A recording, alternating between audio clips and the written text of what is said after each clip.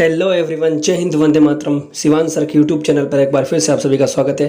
तो DElEd third semester वाले बच्चे बहुत डिमांड कर रहे थे, सर एक मैथ का मॉडल पेपर दे दीजिए, मैथ की क्लास करवा दीजिए, कुछ ऐसा सवाल करवाइए जो एग्ज़ाम में हर बार आते हैं, हर बार पूछे जाते हैं। तो आज आप लोगों के लिए ऐसे गिने चुने सवाल लेकर आया हूँ जो एग्ज़ाम में कई बार पूछे जाते हैं और उन्हीं तरह से सवाल आएंगे। ठीक है, तो वीडियो को शुरू से अंत तक देखना और अभी से लाइक कर दो और चैनल को सब्सक्राइब नहीं किया है तो अभी के अभी सब्सक्राइब करो।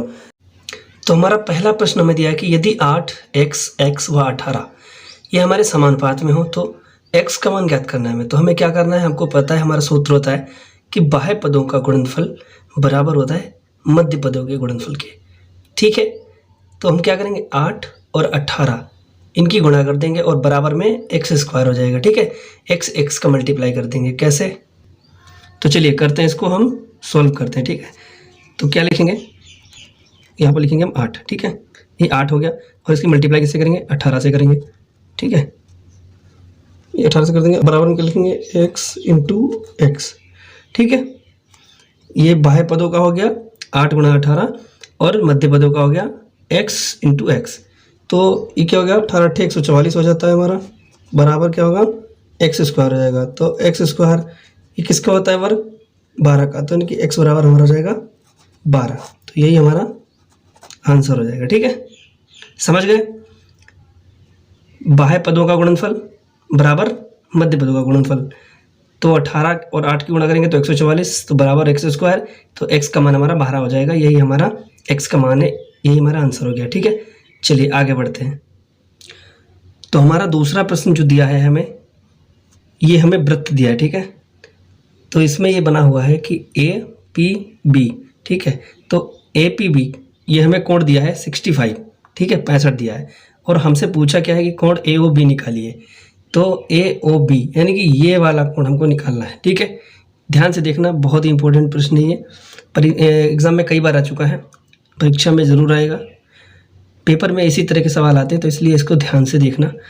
हम जानते हैं कि हमारा वृत्त पर बना कोण परिधि पर बने कोण का दुगना होता है, यानी कि ये वाला जितना है इससे ये दुगना होगा। ठीक, तो यानी कि ये 65 है तो ये डबल होगा। तो इसको लिखना कैसे, करना कैसे, तो कोण AOB जो है वो दुगना होता है किसका, APB का। ओके, चलिए APB कितना है हमारा, 65 है, तो 65 और दूना कितना हो गया, यानी कि ये वाला हमारा 130 अंश हो जाएगा। कोण AOB, ठीक, ये हमारा 130 अंश हो जाएगा, यही आंसर होगा। यानी कि ये वाला कोण इस वाले कोण से ज़्यादा होता है, वृत्त का कोण जो है परिधि पर बने कोण का दोगुना होता है। ठीक है, समझ गए। तो हमारा अगला प्रश्न जो तीसरे नंबर का है उसमें दिया है कि 2 3x का समांतर मध्य 3 है। ठीक है सर, 2 3x का समांतर मध्य 3 है, तो करना क्या है, x का मान हमें बताना है कि क्या होगा, x का मान ज्ञात करना है। ठीक है, तो समांतर माध्य ये कैसे निकालते हैं हम, तो इसमें क्या करना है कि समांतर माध्य का सूत्र क्या होता है, पदों का योग और बटे में क्या होता है, पदों की संख्या। ठीक है, मैं डायरेक्ट लिख रहा हूँ, समांतर माध्य यहाँ पर हो गया 3, तो पदों का योग कितना हो गया। ठीक, समांतर माध्य हमारा 3 है तो समांतर माध्य की जगह 3 लिख दिया और यहाँ पर पदों का योग क्या लिखेंगे, 2 + 3 + x। यही तो पद दिए हैं और ये टोटल पद कितने हैं, ये टोटल पद हमारे 3 हैं, है ना।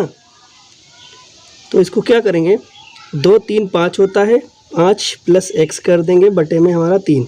ठीक है, अब ये 3 जो है इधर मल्टीप्लाई होगा तो 5 + x क्या हो जाएगा, 3 × 3 यानी कि 9, यानी कि अब x ये 5 उधर जाएगा, ये 5 उधर जाएगा, प्लस का है तो माइनस हो जाएगा ना, तो हम डायरेक्ट ऐसे ही कर रहे हैं। तो यहाँ पर माइनस का 5 जब हो जाएगा तो x बराबर हमारा क्या हो जाएगा, x बराबर हो जाएगा 4, यही हमारा आंसर हो जाएगा। ठीक है ना, तो इसमें समांतर माध्य बराबर पदों का योग बटे पदों की संख्या।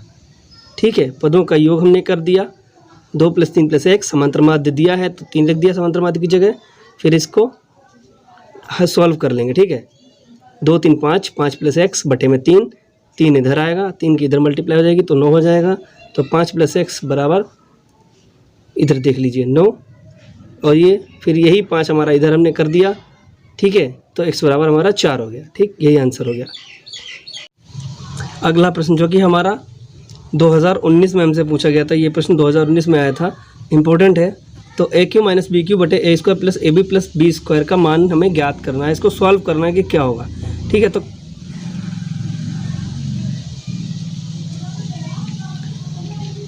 तो इसको हम कैसे सॉल्व करेंगे, इसको सॉल्व करने के लिए क्या करना है, A Q minus B Q का हम फॉर्मूला इसमें लगा देंगे। क्या होता है, A Q minus B Q का फॉर्मूला होता है ए माइनस बी, ठीक है, A square plus A B plus B square, तो बटे में हमारा क्या है, ए स्क्वायर है प्लस ए बी दिया है प्लस बी स्क्वायर। तो ये हमारा जो है, अब देखिए कुछ कट रहा है ना, ये कट रहा है, ये इससे कट रहा है, तो बचा क्या हमारा सिर्फ ए माइनस बी बचा है, यही हमारा आंसर हो जाए, ठीक है। ये चौथे नंबर का जो सवाल अभी हमने किया, ये दिखने में बहुत कठिन लग रहा है लेकिन बहुत इजी है, इसमें कुछ नहीं करना, सिर्फ हमें ए क्यू माइनस बी क्यू का फॉर्मूला यहाँ पर लगा देना है और ये कट जाएंगे, ए माइनस बी हमारा आंसर हो जाएगा। बहुत ही इजी है ना। तो इसी बात पर एक लाइक करो, तो इसी बात पर एक लाइक, एक कमेंट ज़रूर करना और चैनल को सब्सक्राइब कर लो। ये वाला सवाल 2022 में आया था, इम्पोर्टेंट है, दिखने में बहुत ही ख़तरनाक लग रहा है लेकिन बहुत ही हलवा है। करना क्या, इसमें पहले इसका वर्क कर देंगे, ठीक है। तो वर्क करेंगे, क्या होगा, 3 का वर्ग 9, 2 का 4, 3 का वर्ग 9, 2 का होगा 4, ठीक। तो क्या लिखेंगे, 9/4 और ये -3, ठीक। अब ये जो है माइनस का, तो इनको हम क्या लिखते हैं, जैसे कि हमारा ये है ए की पावर -1, इसको हम क्या लिखेंगे, 1/a लिख सकते हैं, ठीक है। तो उसी तरह इसको भी हम अपोजिट कर देंगे, 4/9 हो जाएगा, और यहाँ 4/9 हो गया, और ये हमारा हो गया 3 प्लस का, ठीक है। तो इसको हम खोल देंगे, 4 का क्यूब क्या होता है, 64/729, ठीक है। ये वाला प्रश्न बहुत बार आ चुका है एग्ज़ाम में, बहुत इंपॉर्टेंट है। एक सवाल को 3 तरीके से कर सकते हैं, कैसे, ए इंटरसेक्शन बी निकालना है, ठीक है। ए इंटरसेक्शन बी निकालना है, तो ए इंटरसेक्शन बी का मतलब क्या होता है कि जो दोनों में कॉमन हो, जो ए का अवयव और बी के अवयव में जो भी कॉमन होगा वही हमारा ए इंटरसेक्शन बी होगा, ठीक। कैसे, ए इंटरसेक्शन बी क्या होगा, दोनों में कॉमन क्या है, देखिए 6 है, तो यानी कि हमारा 6 हो गया, ठीक है। अब अगर यही हम ये तो ए इंटरसेक्शन बी हो गया, ये तो हमारा हो गया ए इंटरसेक्शन बी, यानी कि जो दोनों में कॉमन है वो होगा, ठीक है। अब अगर यही लिखा हो हमारा ए यूनियन बी, तो इसका मतलब क्या होता है, इसका मतलब होता है जो दोनों में अवयव हैं उन सभी को लिखना है, लेकिन जो कॉमन है उसको सिर्फ एक ही बार लिखना है, ठीक है। तो लिखिए 4, 5, 6 में क्या है, 4 लिख देंगे, 5 लिख देंगे, 6 दोनों में, तो 6 को एक बार लिख देंगे, और 7 लिख देंगे, 1 हमारा छूट गया है वो 3, चलिए 3 यहाँ लिख देते हैं, तो ये हो जाएगा, ठीक है। यानी कि 3, 4, 5, 6, 7, 6 दोनों में है तो इसको हमने एक बार लिखा, तो ये हमारा आंसर हो जाएगा। अगर हमसे पूछता है a माइनस बी, तो हम क्या करेंगे, इसमें यानी कि ए वाले अवयव बी वाले अवयव में जो कॉमन है उसको हटा देंगे, तो इसमें भी 6 है, इसमें भी 6 है, तो 6 को हटा देंगे, बाकी जो ए वाले में बचेगा बस वही आंसर होगा। तो क्या होगा, 4 और 7, ठीक। और अगर पूछे b माइनस ए, तो हम क्या लिखेंगे, तो b में से a को घटाएंगे, यानी कि 6 इसमें है, तो 6 को काट देंगे। अब यहाँ बचा 5 और 3, तो इसी के 5 और 3 लिखेंगे, ए वाले के नहीं लिखेंगे। अगर a माइनस बी पूछा है तो a के लिखेंगे, b माइनस ए पूछा है तो b के लिखेंगे, बस यही हो गया, समझ गए। छठा प्रश्न हमारा बहुत ही इंपॉर्टेंट है, किस मूलधन का 10% वार्षिक चक्रवृद्धि ब्याज की दर से 2 वर्ष में मिश्र धन जो है वो हमारा 121 रुपये हो जाएगा। यानी कि इसमें हमें क्या निकालना है, मूलधन तो निकालना है ना। तो इसमें हम ये वाला फॉर्मूला लगाएंगे, मिश्र धन बराबर मूलधन प्लस इसमें क्या लिखेंगे आगे ब्रैकेट में 1 + r/100 यानी कि दर बटे 100 की पावर t यानी कि समय। तो लिखिए ये हमारा क्या है 121 है, ठीक है। p हमको निकालना है तो 1 + r हमारा कितना दिया है 10, ठीक है। समय कितना दिया 2 वर्ष, इधर 121 है, ठीक। तो p बराबर क्या हो जाएगा, ये 0 0 कट जाएगा, 10 एकम 10 और 1 11, 11 बटे 10 की पावर, ठीक है। तो ये क्या हो जाएगा 121, p 121 बटे 100, इधर 121, ठीक है। इधर कर ले रहे हैं हम, ठीक है। 10 एकम 10, 11 बटे 10 का स्क्वायर होगा, ठीक। फिर इसका वर्क कर देंगे, 121 लिख दिया, 11 का और 10 का 100। अब यहाँ करेंगे तो p बराबर हमारा क्या हो जाएगा 121 गुणा 100 बटे 121, 121 121 कट जाएगा तो मूलधन 100 आएगा। यही हमारा आंसर है।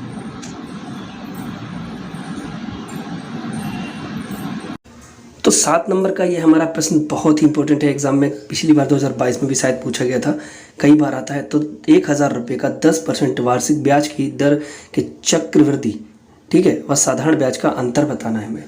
तो इसका एक फॉर्मूला होता है CI - SI यानी कि चक्रवृद्धि ब्याज माइनस यानी कि अंतर जो है चक्रवृद्धि ब्याज और साधारण ब्याज के अंतर का फॉर्मूला है CI - SI बराबर P × R/100 की पावर t।